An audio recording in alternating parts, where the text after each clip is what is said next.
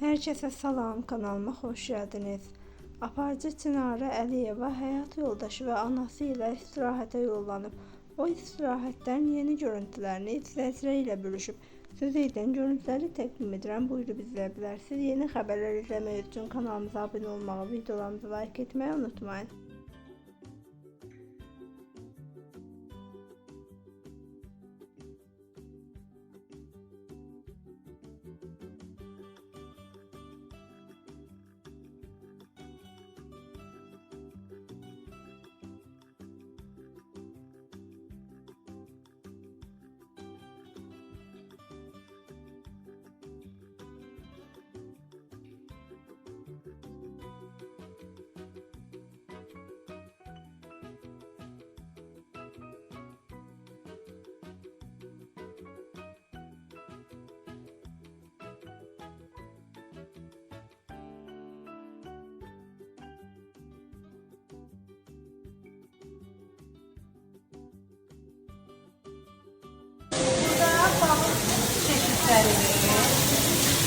Üzümlü sayın mikrofonum yoktu yani.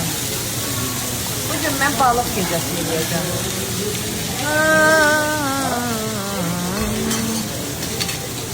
Gel abi.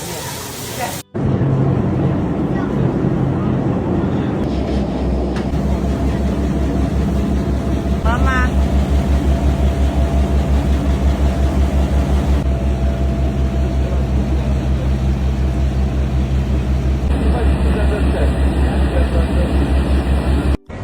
Alışverişimizi çok beğendiler. Güldüler də qarşı. Sən allı güllü demisən, ona gülürlər.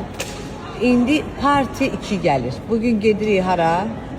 Bugün biz gedirik Antalya özünə, Antalya mola. Bir de o palmaların adı, şəhərin adı yadımdan çıxdı.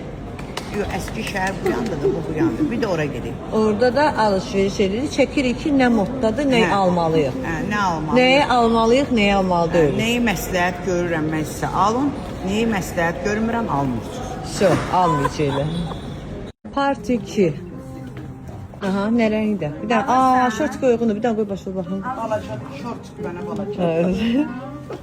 Ama sen demedin ki allı güllü almayın. Bu camaat baxır ha.